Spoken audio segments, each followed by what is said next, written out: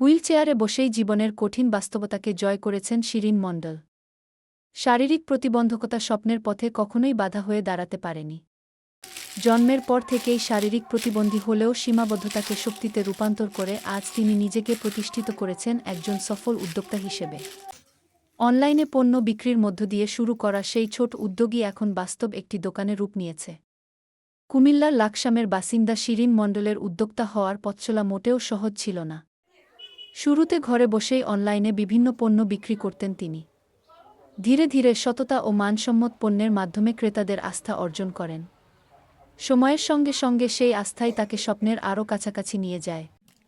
পরিবার ও শুভানুধ্যায়ীদের সহায়তা ছিল তার এই দীর্ঘ পথচলায় সবচেয়ে বড় শক্তি। নিজের সংগ্রামের গল্প বলতে গিয়ে শিরিন মণ্ডল বলেন, অনেকে বলতো আমি কিছু করতে পারবো না, কিন্তু আমি বিশ্বাস করতাম চেষ্টা করলে সম্ভব। অনলাইনে ব্যবসা শুরু করি, ধীরে ধীরে সাড়া পাই। আজ নিজের দোকান খুলতে পেরেছি, এটাই আমার সবচেয়ে বড় অর্জন। এবং আমি এখন আলহামদুলিল্লাহ সব জায়গাতেই প্রোডাক্ট পাঠাই এবং আমার একটা দোকান করতে পারছি। অনেক প্রোডাক্ট আমার স্টকে নিয়ে আসছি। এখন দেশের সব জায়গায় আমার প্রোডাক্টগুলো হোম ডেলিভারি যাচ্ছে কুরিয়ারের মাধ্যমে। আর এখন আমি দোকান থেকে অনেকে এসে কেনাকাটা করে, বিভিন্ন জায়গা থেকে আমার দোকানে আসে। আলহামদুলিল্লাহ এখন আমি অনেক ভালো আছি। আমার নিজেকে আমি একজন সফল উদ্যোক্তা মনে করি। এই সাফল্যের পেছনে লুকিয়ে আছে অসংখ্য নাবলা গল্প। আর্থিক সংকট, শারীরিক সীমাবদ্ধতা এবং সমাজের নেতিবাচক দৃষ্টিভঙ্গির সঙ্গে প্রতিনিয়ত লড়াই করতে হয়েছে তাকে। তবুও অদম্য সাহস, কঠোর পরিশ্রম আর নিজের উপর অটুট বিশ্বাসই তাকে বারবার ঘুরে দাঁড়ানোর শক্তি দিয়েছে। প্রতিটি প্রতিবন্ধকতাই যেন তাকে আরও করেছে লক্ষ্যপানে এগিয়ে যেতে। তো আমি যাদের মাধ্যমে অর্ডারটা ডেলিভারি করাইতে চাইতাম তাদেরকে দেখা গেছে যে যেখানে 20 টাকার জায়গায় আমাকে 40 টাকা দিতে হতো। এমনও সময় গেছে যে আমি আমার প্রোডাক্টের যে প্রফিট পুরাটাই দিয়ে দেওয়া লাগছে, এমনকি তার চাইতে বেশিও দিয়ে দেওয়া লাগছে। সেক্ষেত্রে আমি অনেক সময় লসও দিতে হয়েছে অনেক প্রোডাক্টে। তারপরেও আমি চেষ্টা করছি যে আবার ক্লায়েন্টদের প্রত্যেকটা অর্ডার নেওয়ার জন্য, এবং আমি তাদের সন্তুষ্টি করার চেষ্টা করতাম আমার কাজের মাধ্যমে।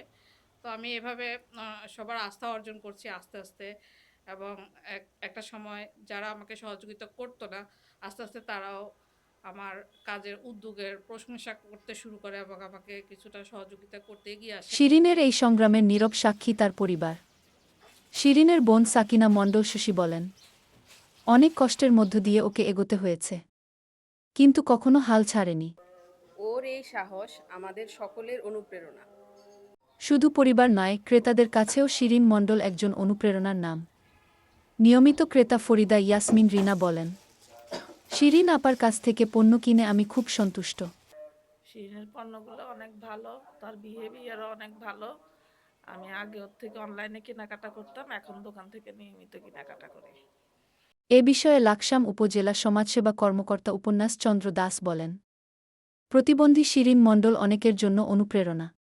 আমাদের ওনার কার্যক্রম দেখে আমাদের যেটা মনে হচ্ছে যে উনি আসলে যদি শারীরিক প্রতিবন্ধী উনি যদি হিসেবে আমাদের সমাজসেবা কার্যালয়ে আবেদন করে, উপজেলা সমাজসেবা কার্যালয় লাকসামে, সেক্ষেত্রে আমাদের যে সুবর্ণ নাগরিক আইডি কার্ড আছে সে জরিপ করে ওনাকে সুবর্ণ নাগরিক আইডি কার্ড প্রদান করা হবে। পাশাপাশি যদি ওনাকে আমাদের যে দগ্ধ প্রতিবন্ধী লোনটা আছে উনি যদি আবেদন করে এবং ওনার যদি পারিপার্শ্বিক পরিবেশ সেই ঋণ গ্রহণের উপযোগী হয়, আমরা তাকে ওনার উদ্যোক্তার কার্যক্রম স্বাভাবিক রাখার জন্য ওনাকে আমরা ঋণও প্রদান করতে পারি। শিরিন মণ্ডলের জীবনের গল্প প্রমাণ করে, ইচ্ছাশক্তি, পরিশ্রম আর আত্মবিশ্বাস থাকলে কোনো শারীরিক প্রতিবন্ধকতাই সাফল্যের পথে বাধা হয়ে দাঁড়াতে পারে না।